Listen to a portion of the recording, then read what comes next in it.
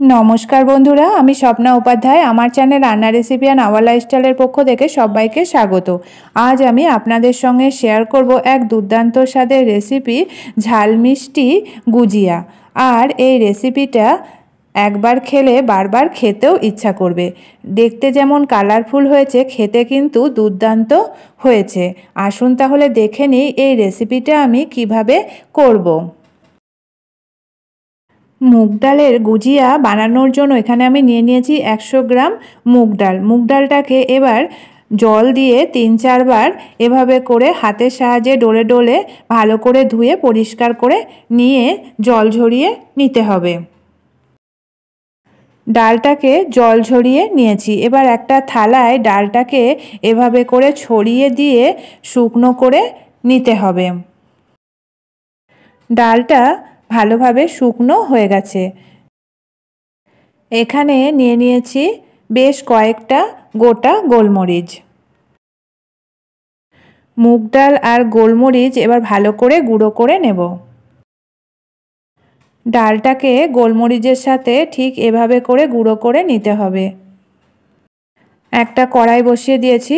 কড়াইয়ের মধ্যে দিয়ে দিলাম কোড়ানো নারকেল বেশ খানিকটা পরিমাণে, আর দিয়ে দিলাম 100 গ্রাম চিনি।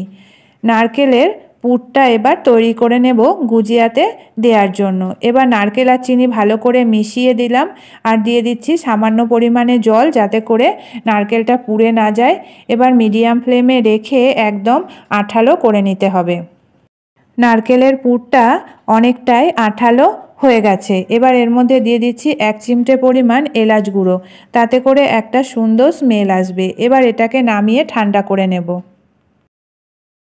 ডালের গুঁড়োটাকে কড়াইয়ের মধ্যে দিয়ে শুকনো খোলায় একটু নাড়াচাড়া করে নিতে হবে, যাতে করে ডালের কাঁচা গন্ধ না থাকে।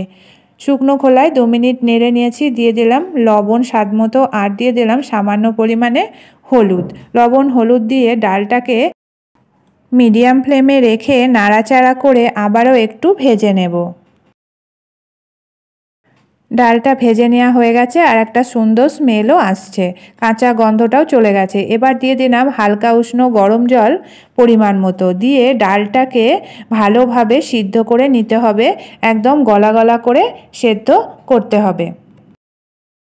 এদিকে একটা আলু ভালো করে সেদ্ধ করে নিয়ে হাতের সাহায্যে মিহি পেস্ট করে নিয়েছি। ডালটা ভালোভাবে সিদ্ধ হয়ে গেছে। এবার এর মধ্যে দিয়ে দিচ্ছি আগে থেকে সিদ্ধ করে মেখে রাখা আলুটাকে দিয়ে ডালের মধ্যে ভালো করে মিশিয়ে দিয়ে শুকনো করে জাল করে নিতে হবে। দিয়ে দিলাম সামান্য পরিমাণে চিনি দিয়ে ভালো করে মিশিয়ে একদম শুকনো শুকনো করে নেব ডালটাকে। ডালটা শুকনো হয়ে গেছে। এবার এর মধ্যে দিয়ে দিলাম 50 গ্রাম গোবিন্দভোগ চালের গুঁড়ো দিয়ে ভালো করে মিশিয়ে এটাকে নাড়াচাড়া করে নামিয়ে নিয়ে ঠান্ডা হওয়ার জন্য রেখে দেব।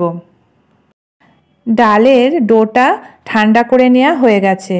ডাল ঠান্ডা হলে অনেকটা শক্ত হয়ে যায়, তাই ডালের ডোটা একটু পাতলা থাকতে থাকতেই থালায় নামিয়ে নিয়ে ঠান্ডার জন্য রেখে দিতে হবে। এবার ডালের ডোটাকে ভালো করে মেখে নিয়ে সফট ডো তৈরি করে নেব।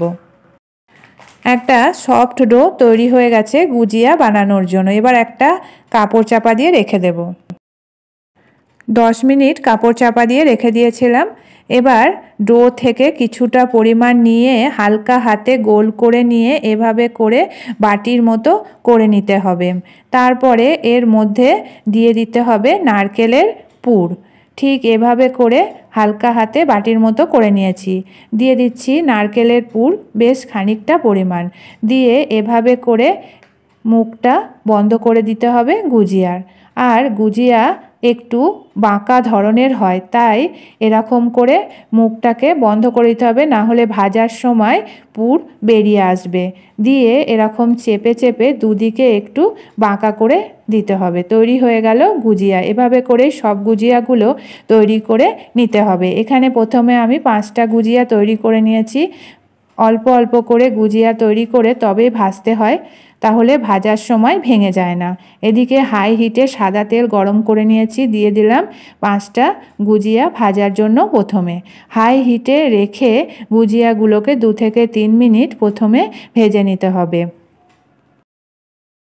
2 থেকে 3 মিনিট প্রথমে গুজিয়াগুলোকে হাই হিটে রেখে ভেজে নিয়েছি। এবার মিডিয়াম ফ্লেমে রেখে অপর পিঠ ভাজার জন্য গুজিয়াগুলোকে উল্টে দিতে হবে, দিয়ে উল্টো পিঠও ভালো করে ভেজে নিতে হবে গোল্ডেন ব্রাউন করে। মুগ ডালের গুজিয়াগুলো গোল্ডেন ব্রাউন করে ভেজে নেওয়া হয়ে গেছে। ঠিক এভাবে করে মিডিয়াম ফ্লেমে রেখে গোল্ডেন ব্রাউন করে ভেজে নিতে হবে। এবার এগুলোকে নামিয়ে নেব, আর বাকি গুজিয়াগুলোও ঠিক একইভাবে এপিট ওপিট গোল্ডেন ব্রাউন করে সব ভেজে নেব।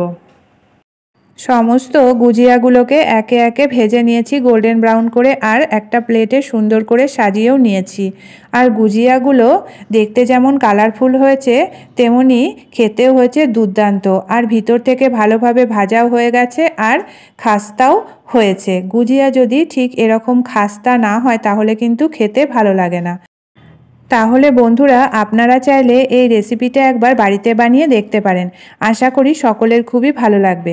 ভালো লাগলে লাইক শেয়ার কমেন্ট করবেন, আর আমার চ্যানেলকে এখনও যারা সাবস্ক্রাইব করেননি প্লিজ সাবস্ক্রাইব করে নেবেন, আর আমার ফেসবুক পেজটি প্লিজ ফলো করে নেবেন। আজকের মতো এটুকুই, আবার দেখা হবে আগামী নতুন পর্বে। ভালো থাকবেন, সুস্থ থাকবেন, ধন্যবাদ।